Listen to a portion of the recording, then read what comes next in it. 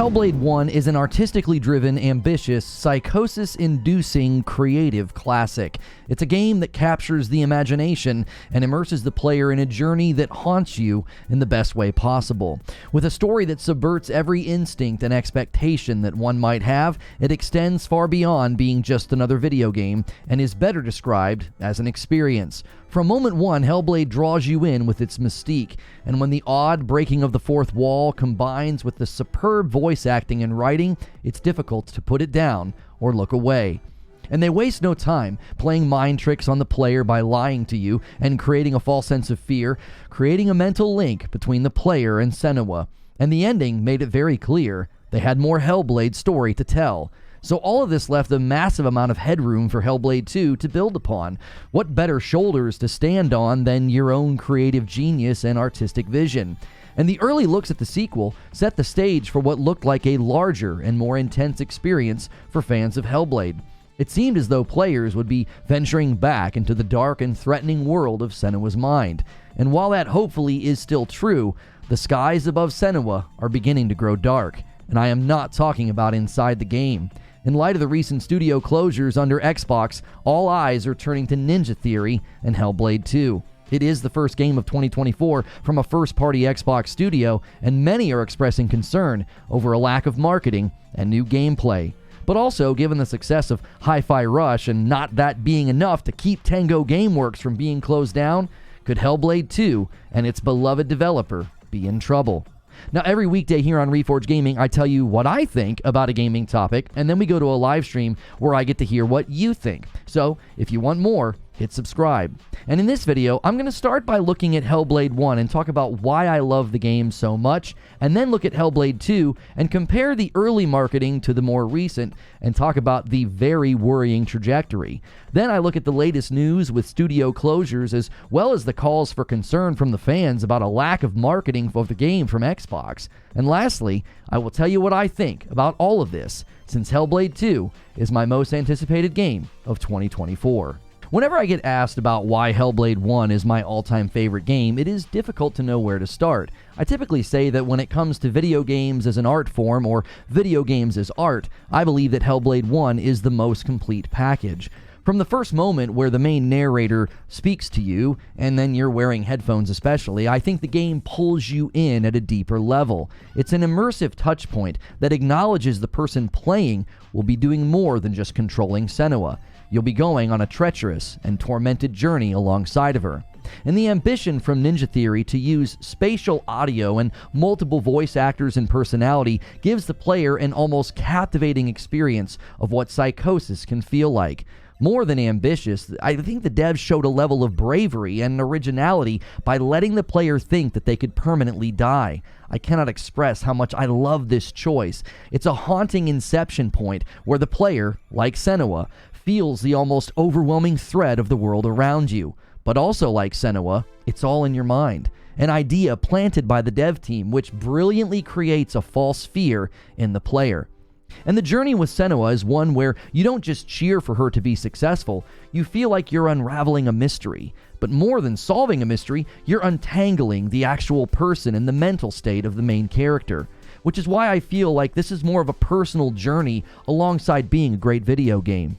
The seamless transitions in and out of cutscenes, the use of music, and the performance of Melanie Jurgens and the supporting cast, it's all at a level of quality rarely seen. It's typically something you would find in a big-budget AAA narrative-focused game. And the ending is powerful and transformative for both the character of Senua as well as the player. And they very clearly left the story wide open for a sequel. The early trailers for Hellblade 2 were met with ravenous excitement, but also a fair amount of skepticism. Questions like, was that real gameplay? Or was that really in-engine? Or was that real life? Especially the announcement trailer, where Senua is singing and sort of snarling at the camera. But even more questions cropped up during the lengthy gameplay trailer. In a 6-minute trailer with a sprawling beach scene where Senua and other characters enter a very large cave to fight a giant, To this date, I don't believe this is raw gameplay. It's some combination of cinematics and maybe some quick-time mechanics where the player will be doing some things. But the real thing, I think, to track is how much the gameplay and the trailers changed after this point. We are no longer getting lengthy, uncut looks at the game. There was a trailer called the Senua trailer. Now, this trailer was met with criticism because it didn't really have gameplay according to people that saw it. And at the time, I remember pushing back on those criticisms, saying, listen, much of Hellblade gameplay is like this. You'll slowly walk up to a scene, and then they use audio and voices to sort of move the story forward. But you can start to see a trend emerge even with the Senua trailer. It's more stripped down. It's a very contained area.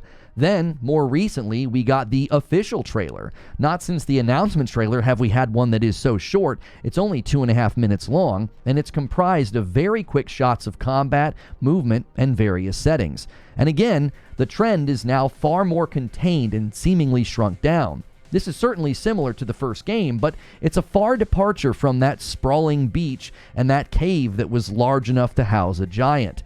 Another noticeable shift in the marketing that runs counter to what most video games do, we've progressively seen less and less of the game the closer we get to launch.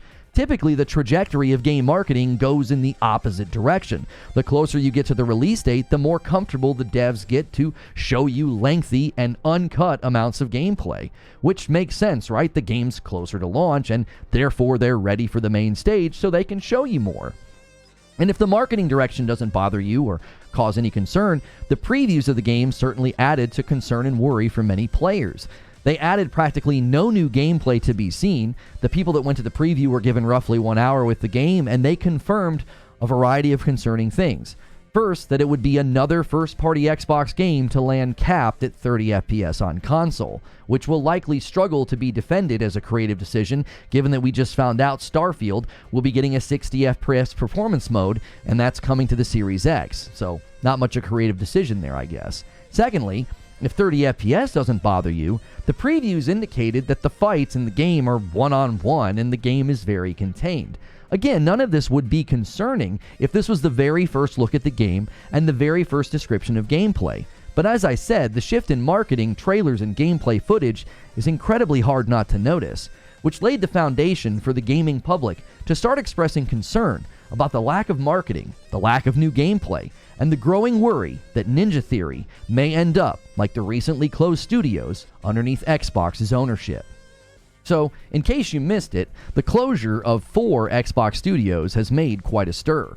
Many in the Xbox community have completely turned on the brand. Some have questioned how Xbox and Microsoft can even be trusted with their tweets and their articles. But not just the public, the idea has been put forth that studios may be worried about lacking trust or confidence in the brand.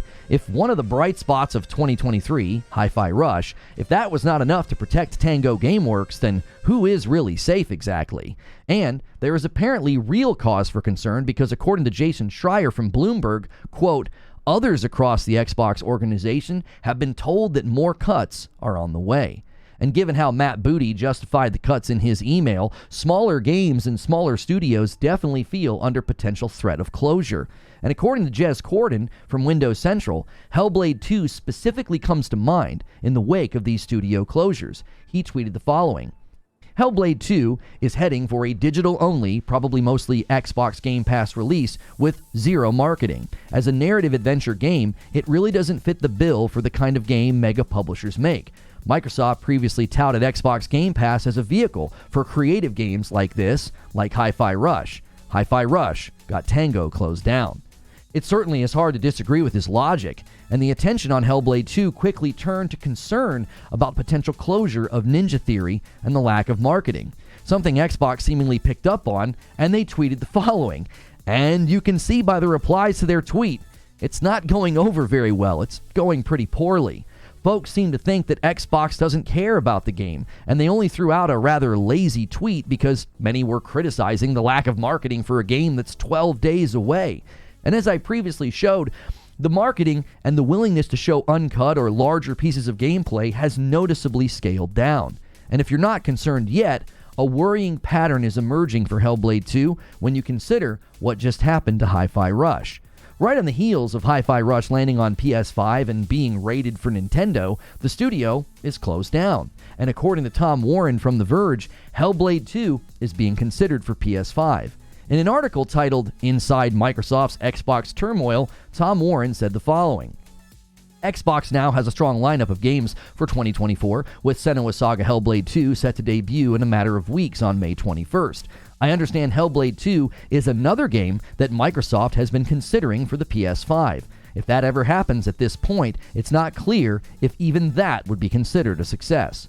You can see the concern is that games are being put on PlayStation or Nintendo as an effort to maximize profit, but even that doesn't seem to be a guarantee of success or a measure of success. Now, in the same article, Tom Warren indicates that Game Pass Ultimate may see a price increase. He said this, I'm told that Microsoft has also considered increasing the price of Game Pass Ultimate again.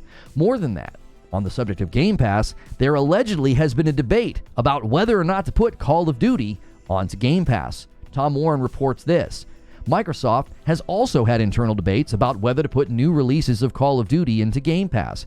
I understand this is a debate that has been ongoing internally for quite some time, with concerns from some that the revenue that Call of Duty typically generates for Activision Blizzard will be undermined by Game Pass. So, it's very clear, Xbox and Microsoft are focusing on maximizing revenue. This was something that Activision was historically against. They never wanted Call of Duty on Game Pass because of how much revenue would be lost.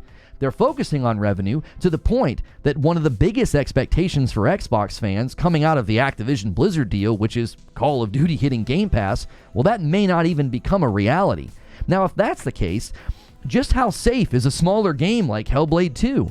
Just how safe is a smaller studio like Ninja Theory? Sadly, I don't feel very confident in how Xbox views both the game and the studio.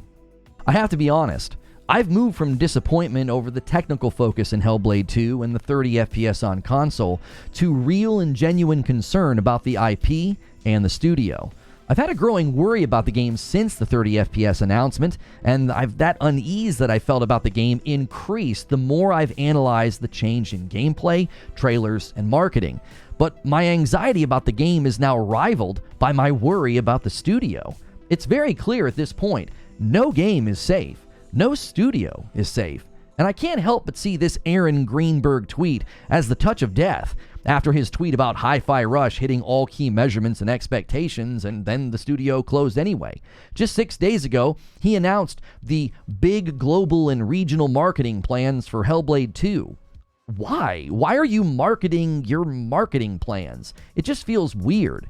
And in light of how much Xbox praised Hi-Fi Rush and the team at Tango, I can't take anything they say seriously. It all looks suspect at this point. And for me, this is the last chance for Xbox. The final countdown, the last hurrah, the 11th hour, and maybe it'll end up being the final straw. Since I have to be playing, I think, another one of their Xbox first-party titles on my PC instead of the Series X, I'm barely holding on as a fan of Xbox and their games as it is. And Hellblade 2 is a very important game for me. And I would imagine it's a very important game for Ninja Theory. I just hope it's an important game for Xbox, because if not, it likely spells trouble for the franchise and the studio. But those are just my thoughts. Now it's time to hear your thoughts. And you can do that in a comment below, or a live show will have a card here. There'll be a pinned comment below for the live discussion, and the premiere should redirect over to it. If you like this video and you want more content and live shows like it, remember to hit like, share, and subscribe.